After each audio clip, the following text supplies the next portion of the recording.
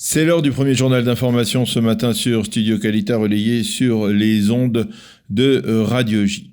Selon des sources américaines au Pentagone ainsi qu'au sein des services de renseignement américains, c'est bel et bien un missile iranien qui a détruit en vol le Boeing de l'Ukrainian Airlines mercredi matin peu après son décollage de l'aéroport de Téhéran. Selon ces sources, l'avion ne s'est pas crashé à cause d'une défaillance technique ou humaine, mais vraisemblablement parce que des soldats ou officiers de l'artillerie iranienne ont eu la gâchette facile et ont cru qu'il s'agissait là d'un appareil qui survolait Téhéran en perspective d'une représaille au tir de missiles iranien contre des bases américano-irakiennes quelques heures auparavant. Selon les experts du Pentagone qui se sont exprimés, pour l'instant il faut le souligner sous le couvert de l'anonymat, ce n'est pas un mais deux missiles qui auraient été tirés en direction du Boeing ukrainien et des débris de ces deux missiles auraient été retrouvés sur les lieux du crash. Il s'agirait de missiles de fabrication russe. Côté iranien, on rejette formellement ces affirmations et l'on affirme qu'elles sont sans fondement. Les autorités ukrainiennes ont réclamé aux Iraniens le droit de participer à l'enquête et de vérifier les boîtes noires qui, vous le savez, ont été retrouvées, mais les Iraniens refusent formellement. Hier soir, le président ukrainien Zelensky s'est entretenu au téléphone avec Hassan Rouhani et ils ont évoqué donc bien entendu l'enquête sur ce crash.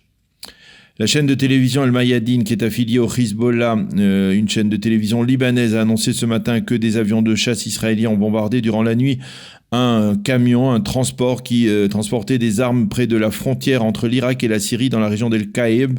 Des témoins affirment avoir entendu des explosions peu après que des drones aient survolé la région. Le comité de suivi de l'opposition syrienne affirme que la cible détruite était aussi apparemment un bunker d'armes dans cette région.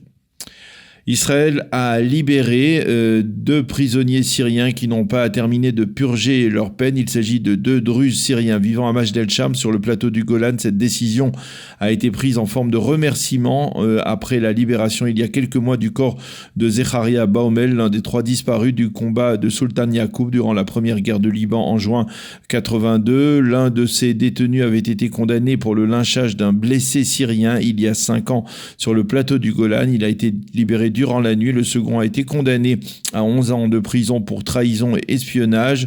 Il sera libéré dans la matinée. Le président Poutine se serait directement impliqué il y a un mois dans la tentative de libérer ce second prisonnier. Le Premier ministre Benyamin Netanyahou a décidé de suspendre la nomination de 3 nouveaux ministres dans son gouvernement qui devait intervenir dès dimanche, et ce en raison des critiques émises par la Cour suprême sur le processus de nomination de nouveaux ministres dans un gouvernement de transition. Je vous rappelle que M. Netanyahou devait nommer David Bitan, qui est actuellement soupçonné de corruption, au poste de ministre de l'Agriculture, ainsi que Tzipi Hotobeli au poste de ministre de la Diaspora et Yitzhak Cohen du parti Chasse aux affaires sociales.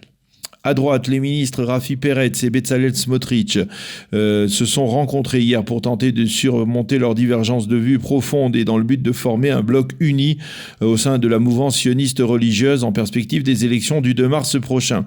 Ils sont tombés d'accord pour l'instant sur la nécessité de former le bloc le plus large possible. Selon un sondage rendu public hier, la mouvance sioniste religieuse risque de ne pas être représentée dans la 23e Knesset. En effet, selon ce sondage, le foyer juif associé à Otzma Yehudit ne passe pas le seuil d'éligibilité. Idem pour le Ichud Leumi de Bezalel Smotrich s'il devait se présenter seul. Par contre, si les 3 formations devaient s'unir, elles obtiendraient 8 mandats auxquels il faudrait alors rajouter, toujours selon ce même sondage, 6 députés pour la nouvelle droite de Bennett et Shaked. Mais pour l'instant, donc, les querelles d'ego empêchent Bezalel Smotrich de rejoindre l'union entre le foyer juif et le Otzma Yehudit. Il faudra voir si la rencontre d'hier aboutit à un changement d'approche à ce sujet. Selon ce sondage, le bloc bleu-blanc obtiendrait 35 mandats contre 33 pour le Likoud. Le bloc droite et religieux totaliserait alors 57 mandats, donc sans le foyer juif qui serait en deçà du seuil d'éligibilité. La météo pour terminer. Le temps se stabilise peu à peu après le passage de la très forte perturbation de ces 2 derniers jours. De l'avis des experts, les précipitations enregistrées au cours des 2 dernières semaines sont les plus fortes recensées depuis plus de 50 ans. Et s'il n'y avait pas eu les drames qui ont coûté la vie au total à 7 personnes durant ces 10 derniers jours, on aurait pu parler de pluie de bénédiction, puisque depuis le début de l'hiver actuel, le niveau du lac de Tibériade a augmenté d'au moins 1 mètre. Les températures resteront basses aujourd'hui. Il fera aujourd'hui 8 degrés à Jérusalem, 14 à Tel Aviv et 16 degrés seulement à Eilat. C'est la fin de ce premier journal d'information sur Studio Kalita.